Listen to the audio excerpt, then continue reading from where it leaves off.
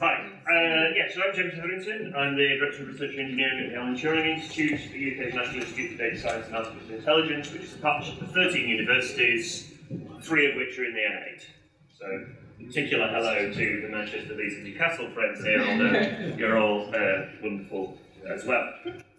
When we started advocating for RSEs, one of the things we've often heard is, why do you need to make this be a different kind of profession in universities? Can't we solve the problem simply by making it so that people can prosper on the traditional academic career track while doing software-driven research, while writing software for research? And the way you might do that, the question was posed, is by making it so that producing scientific software counts as a research output and gets you the same brownie points as a research paper would. How might one, think about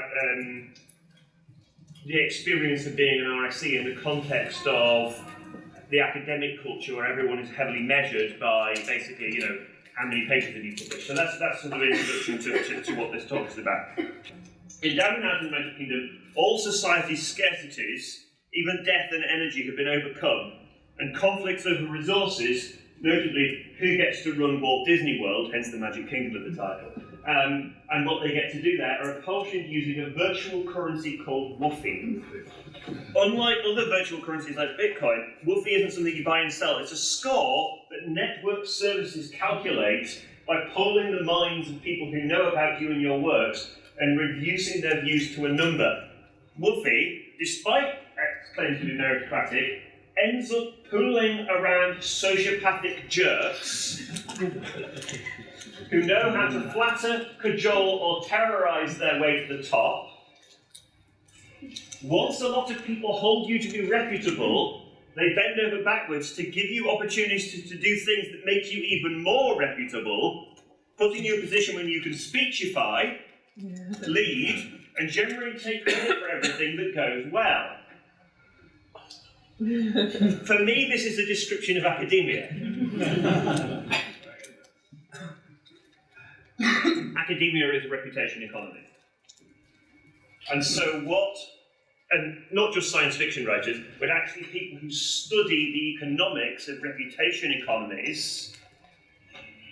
Reputation economics is a field within economics, have a lot to tell us about the way academia operates as a social system, and therefore, and the point of this talk is, should help us to try not to engineer the same pathologies into the incentive structures for the new career we're trying to develop together. And that's the point of what I'm going to try to talk about. Academia is a reputation economy. And that worked really well when all the physicists knew each other. This is the Solvay conference, for people who... and it also works really well when you're a rich white guy. But the number of scientists in any given research field now far exceeds Dunbar's number. People don't know Dunbar's number. Social science has this idea that there's a certain number of people with whom you can build a social relationship, and maybe it's 100 or something. And the values of the number differ, but there's some, in the way our brains work, limited number of people we can talk, we can understand and relate to as social individuals. And after that, we can't actually have a reputation economy based on based on what I actually think of you. I've met lots of people in this room and I'm impressed by your work. So you have high Woofy for me, right? But that doesn't work for a situation where the total number of PhDs has gone from whatever that number is to whatever that number is in that length of time. So this is how the academic community reacted to that phase transition, when the number of people in each research community became much bigger than Dunbar's number. Because that was phase transition in the academic network. It defined the research metrics as a scalable proxy for reputation. That's a perfectly sensible thing to do, right? Reputation, I've heard of the people I've heard of, doesn't work. A metric does. Scale. H-index, people know your H-index. If I've published 5 papers and they've been cited 5 times, my H-index is 5. If some of them have been cited more, or I have more papers but they've been cited less, you take the triangle in the corner. So my 15th most paper is cited 15 times, my 16th most paper is only cited 13 times, so H James is 15. So that's the H index, that's one of the commonly used metrics. You have to have an H index of, and it's harder and harder and harder to increase it. So it's, H15 is a lot better than H10 kind of thing, apparently. Invented in 2005. It's basically woofy, right? This H is approximately equal to W. But let's start to think about some of the problems. The more any quantitative social indicator is used for social decision making, the more subject it will be to corruption pressures, and the more apt it will be to distort and corrupt the social processes it is intended to monitor. Whatever is wrong with your metric, that is the bit people will drive on trying to optimize. Once they become aware they're being measured under a metric, they won't do the thing the metric is trying to incentivize. They'll find out, however, the contours of the optimization surface of the metric differ even slightly from the contours of the optimization surface of good behavior, and run hell for leather down the difference between those two directions, right? That's what we do.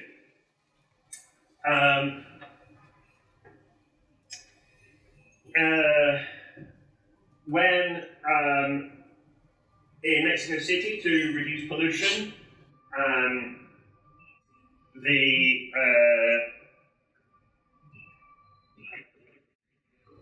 said only cars with these registration plates were allowed to go on Mondays, Wednesdays and Fridays, and only cars with these registration plates were allowed to go on Tuesdays, Thursdays and Saturdays.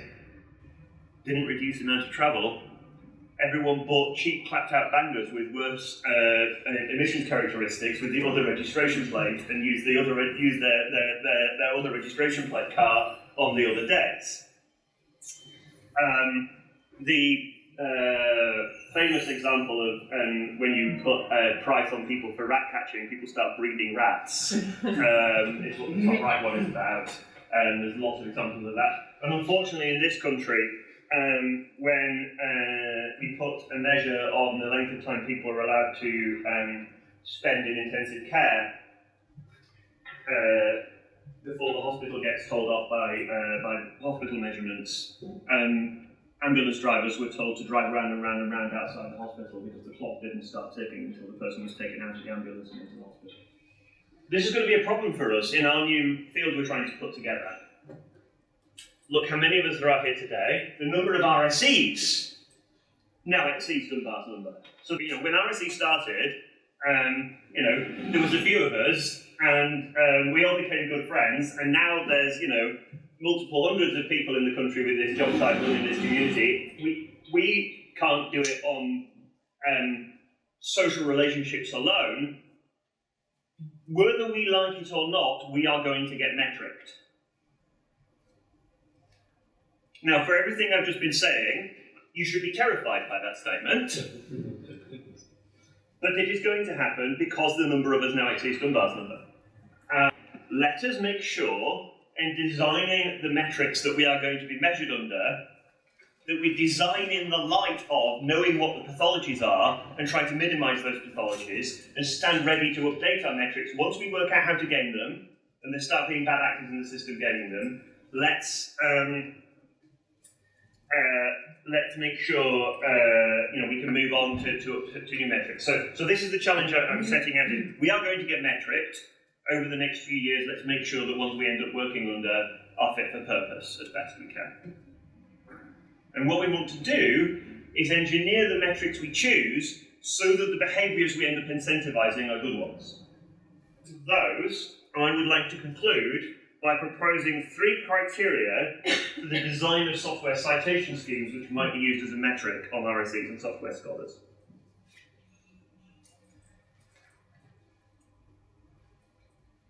Division of code into modular sub-projects should not be disincentivized. Independence to irrelevant division. In other words, it shouldn't change my metric if I publish 2 papers, each of 50% of the size, or 1 paper of twice the size, right? That should be a neutrality as far as the incentive score system is concerned. And that should be true for research papers, of course, but it's particularly important, I think, for software metrics, because systems architecture, how we decompose software into modules and subroutines, is at the core of RSE. So let's not have our metrics system be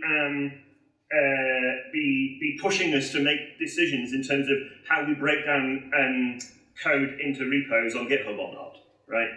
Is it a submodule or is it one big repo? Should be neutral from a citation system point of view. And incentivization of weakly coupled collaboration. So importing libraries must reward both the citer and the cited, right? That's how we use the incentive system to get around the not invented here problem and to make people actually, use each other's work. When you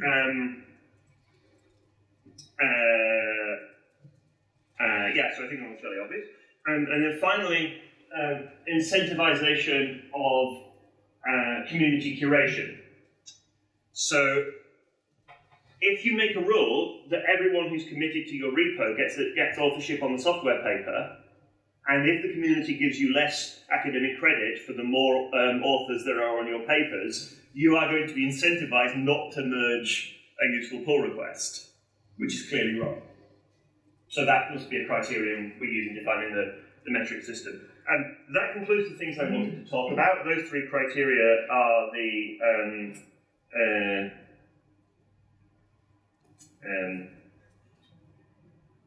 things I wanted to talk about. I'm going to leave it on this slide as the background while we do questions, because it's pretty slow.